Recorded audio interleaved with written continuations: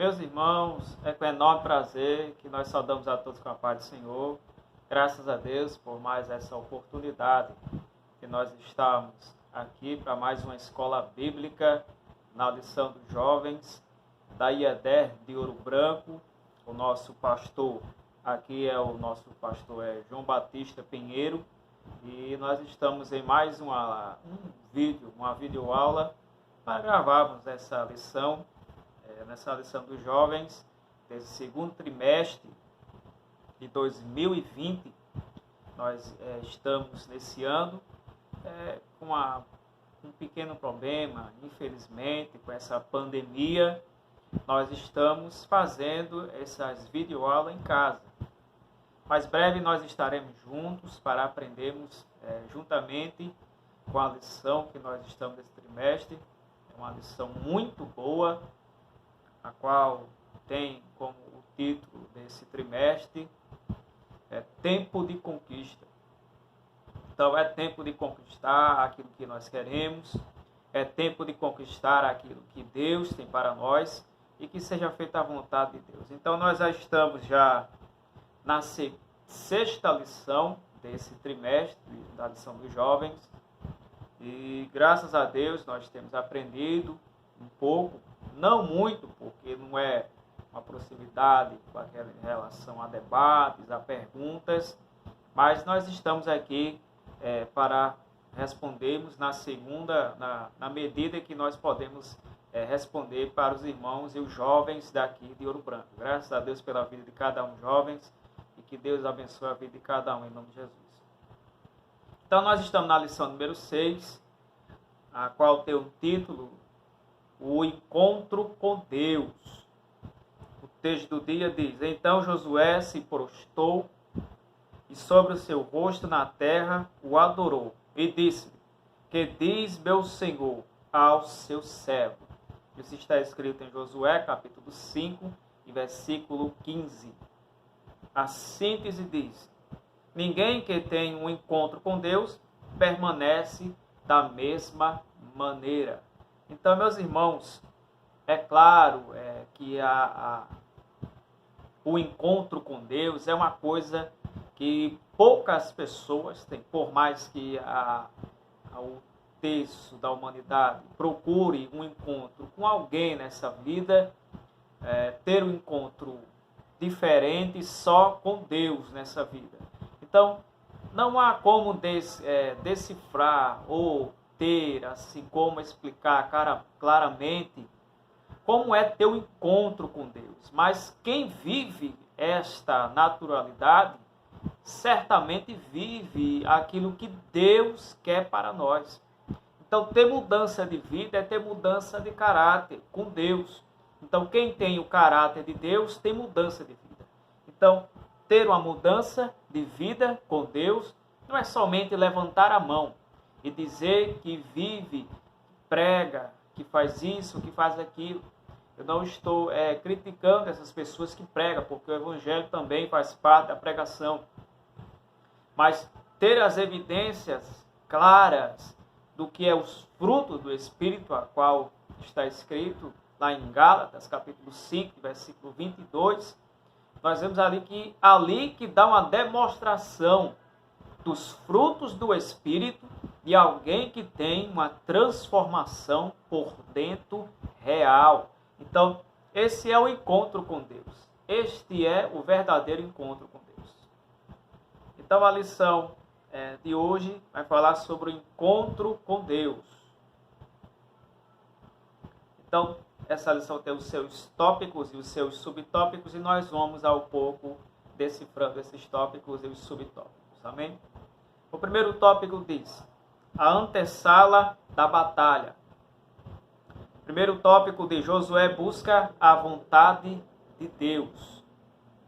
Diante da responsabilidade histórica de fazer uma das maiores de todas as guerras, Josué se retirou sozinho, certamente para refletir, orar e estabelecer estratégias. Nesse momento, o príncipe do exército do Senhor apareceu com uma espada desembainhada. A espada desembainhada era demonstração de que havia chegado o tempo do juízo. sobre os cananitas. Então, meus irmãos, nós vemos aqui que esse trimestre, ele fala basicamente, ou foca mais no livro de Josué. Basicamente é sobre o livro de Josué, né? Nós vemos que é um livro histórico que traz as suas profecias, que traz a sua manifestação espiritual. E Josué aqui teve essa manifestação. Josué estava fazendo a vontade de Deus. E quem faz a vontade de Deus, Deus se revela a essa pessoa. Deus trata de forma simples com ela, mas também de forma extraordinária também. Então, com Josué não foi diferente.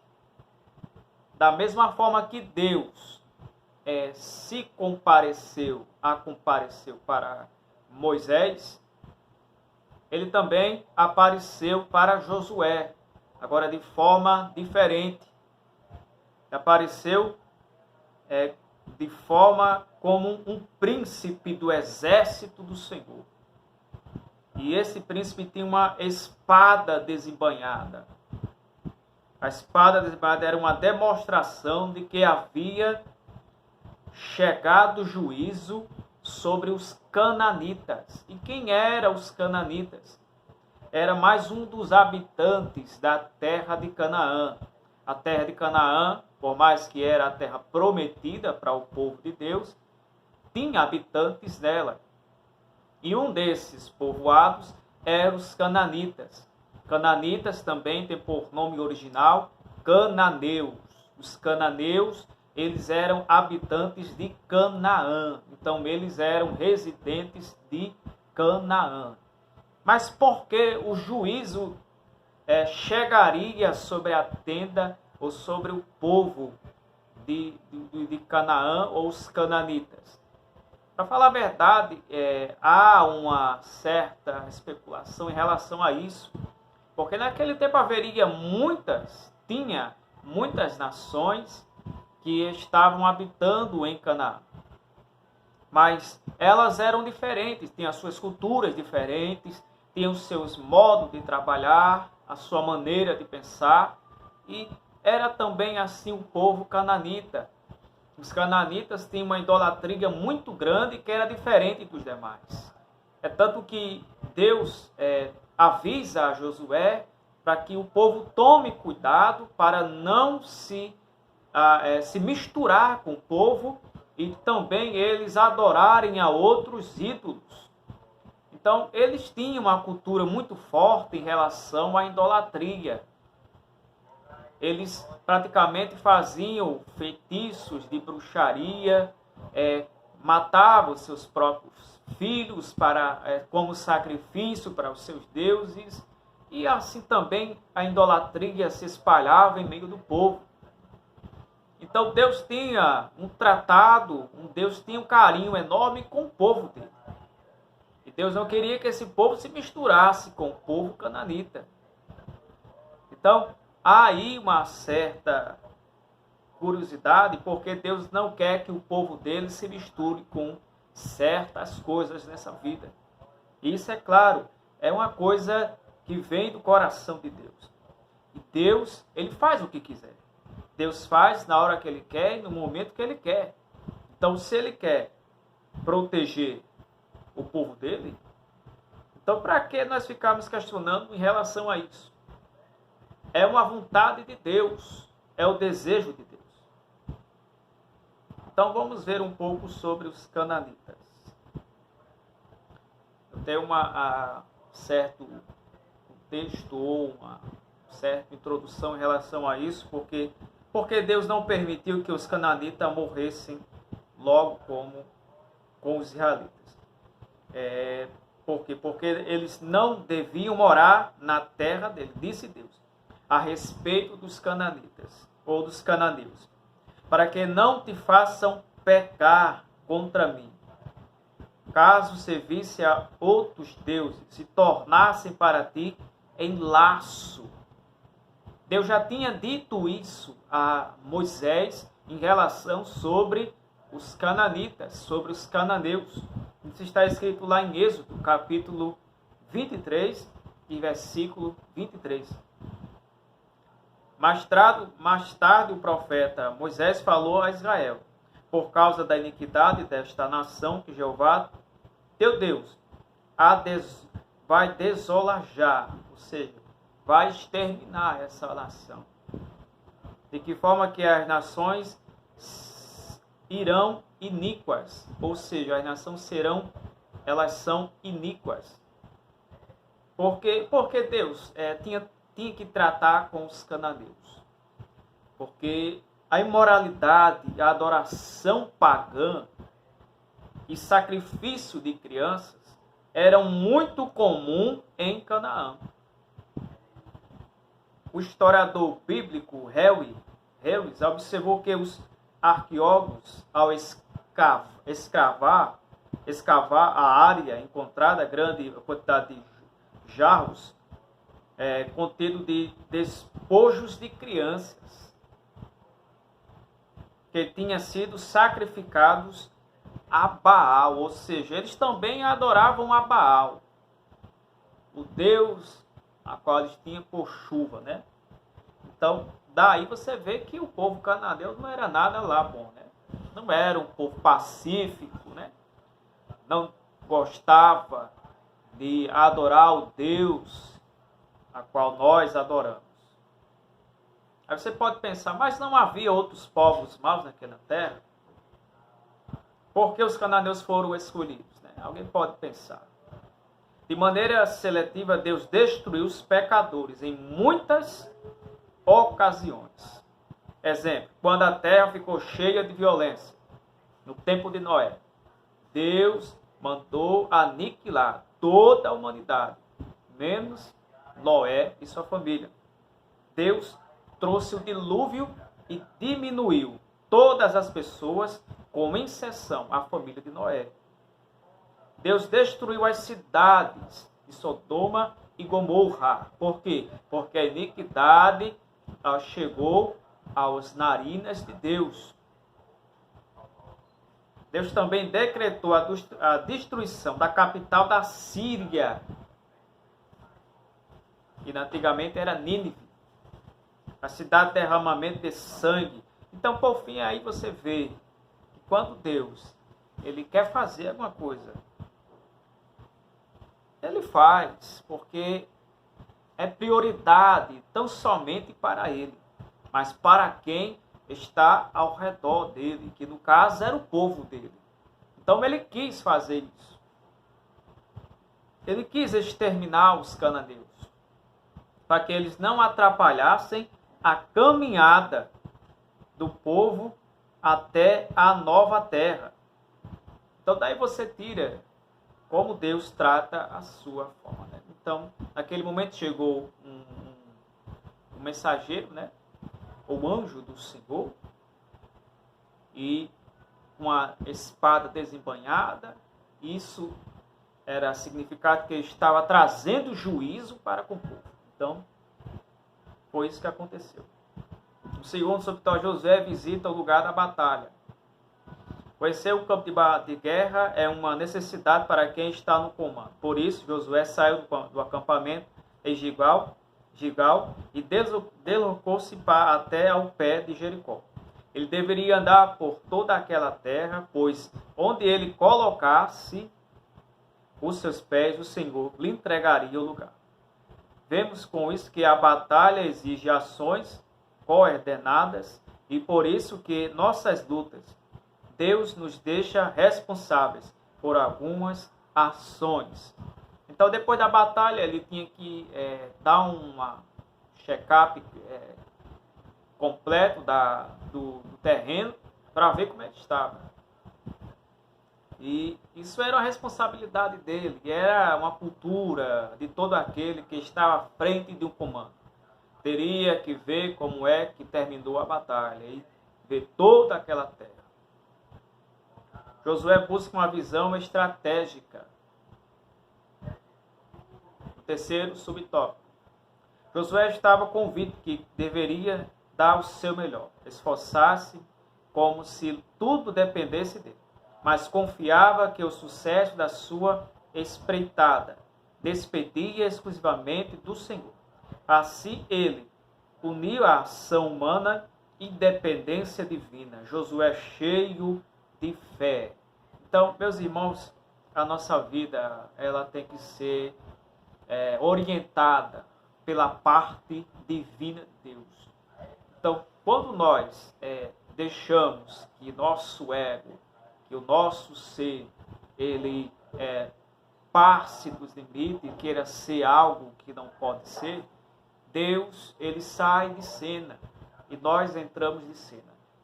Deve ser o contrário. Deus tem que entrar em cena na nossa vida, Deus tem que ser o centro da nossa vida e nós que somos humanos temos que sair de cena para que Deus possa ser glorificado na nossa vida. Foi isso que Josué fez.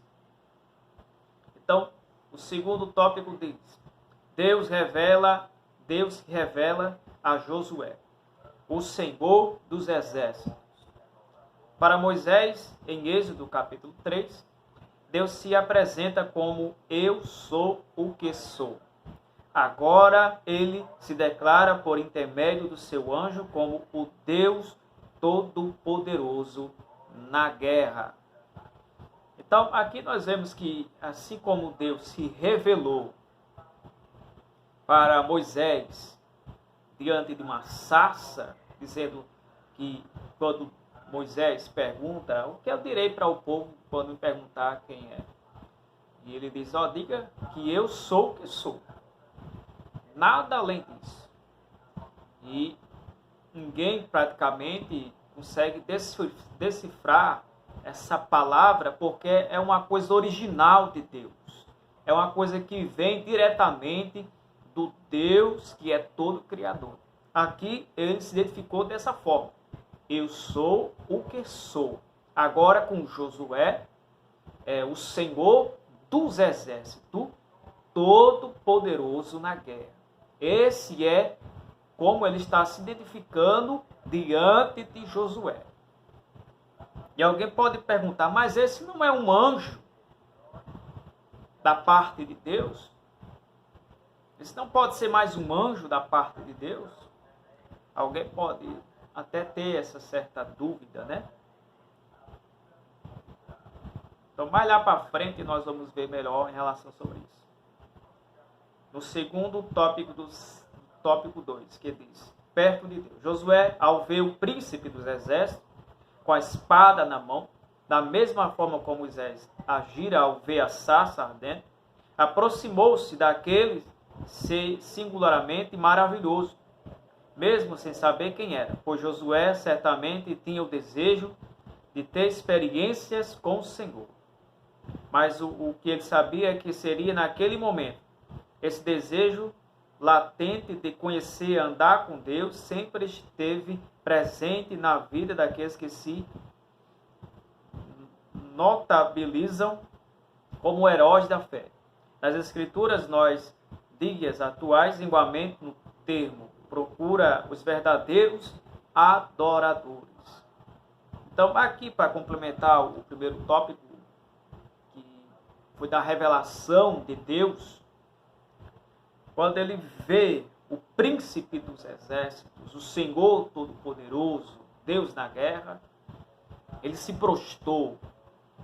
Então aqui nós temos uma evidência de que esse aparecimento, essa parte divina, é o próprio Deus e não outro anjo, né?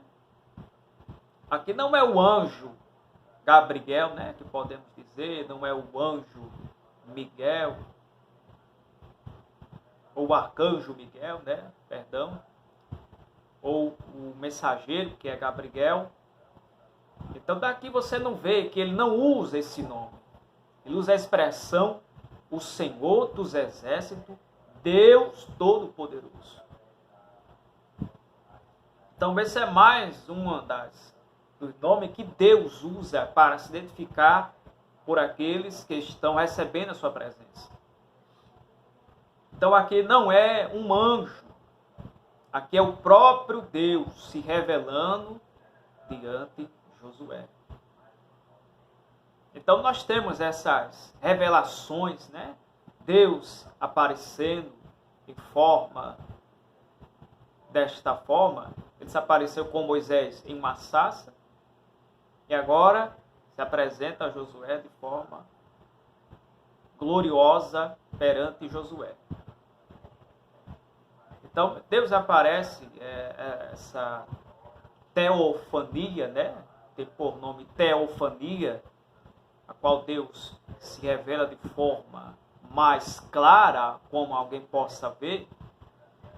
Então, existe a teofania, também existe a cristofania, a qual é o próprio Cristo se revelando às pessoas antes da sua vinda ao mundo. Ou seja, lá quando Sadraque, Mesaque e Abednego estava na fornalha, nós vamos ver ali que houve uma cristofania, ou uma teofania, né? É a mesma coisa. Deus se revelando ali dentro da fornalha.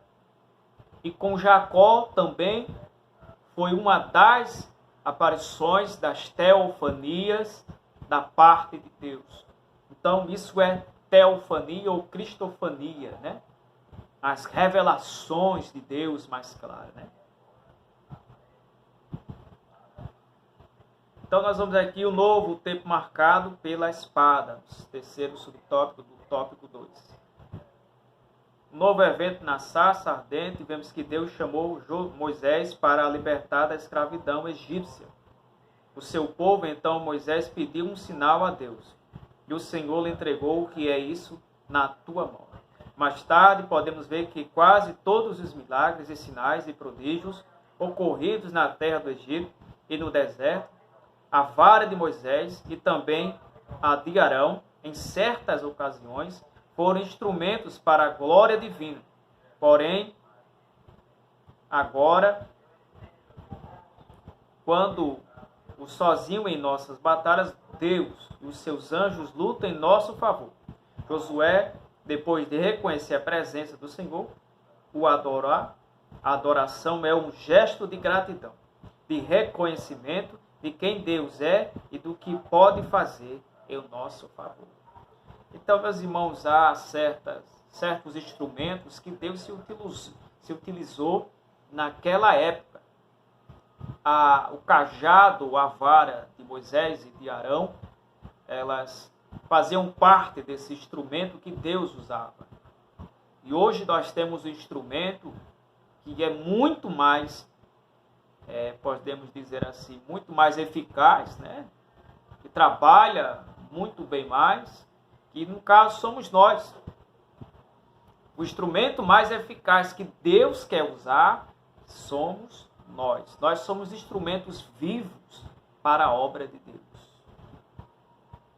Então Deus se utilizou de grandes instrumentos no passado e também agora, que no caso somos nós. O terceiro tópico diz: Deus fala a Josué. Falta de discernimento espiritual.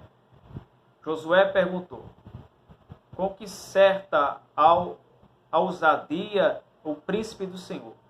És tu dos nossos ou dos nossos inimigos?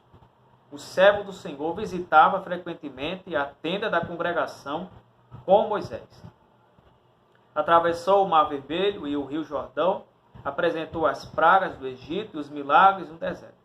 Viu o Monte Sinai fumegar pela presença divina, mas ainda assim não conseguiu identificar o anjo da parte do Senhor. Tal fato nos mostra o quanto precisamos de discernimento espiritual.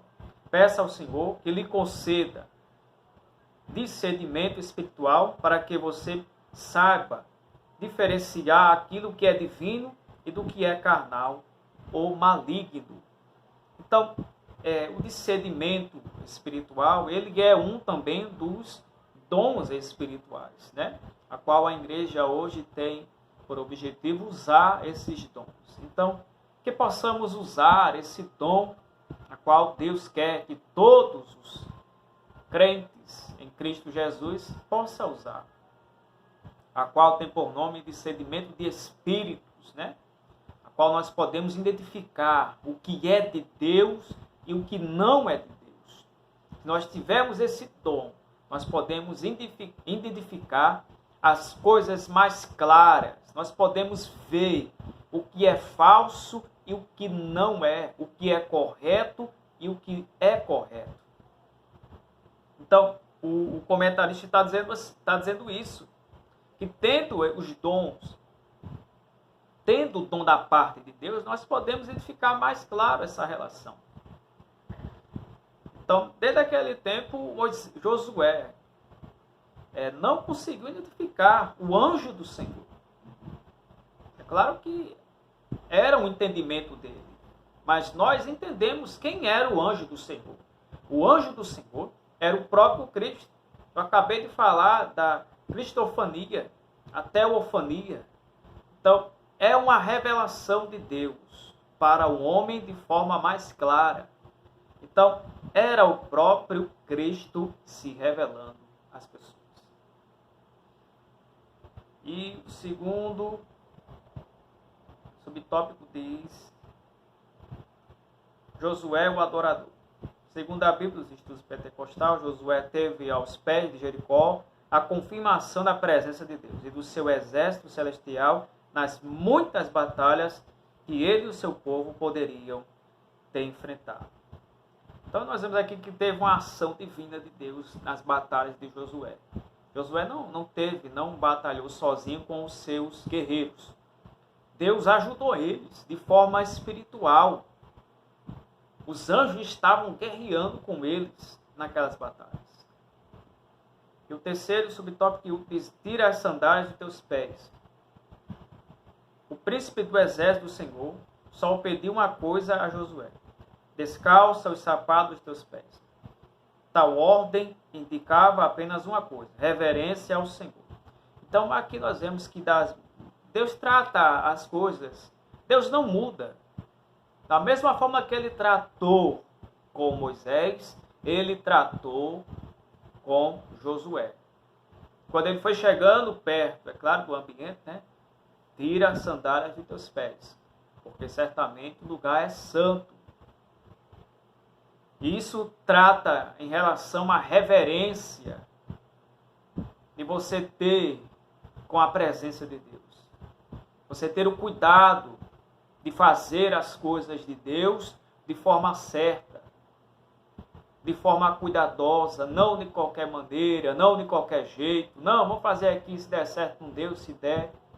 Não tem que ser assim. As coisas de Deus têm que ser cuidadosas, sabe? Pois o próprio Deus vela por sua palavra. Ele tem um cuidado com a sua palavra. Então, que possamos guardar e meditar naquilo que nós fazemos em relação à obra de Deus. Então, que Deus possa abençoar a vida de cada um. Espero que esta lição possa ser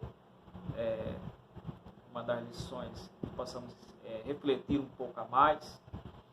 Então, que Deus abençoe a vida de cada jovem, adolescente da nossa igreja aqui em Ouro Branco. Que Deus possa chegar com a providência desse negócio, nessa pandemia, que possamos se encontrar e estarmos juntos na congregação, em nome de Jesus. Então, vou fazer uma pequena oração por cada um, que Deus abençoe a vida de cada um, em nome de Jesus. Oremos. Nosso Deus e nosso Pai, em nome de Jesus, abençoa a vida de cada jovem, adolescente de tua casa, aqui em Ouro Branco. Meu Deus, que o Senhor possa abençoar grandemente a vida de cada um. Abençoa, meu Deus, para a glória do teu nome, em nome de Jesus. Amém. A paz do Senhor para todos e estaremos na próxima lição, se assim Deus nos permitir, em nome de Jesus. Amém.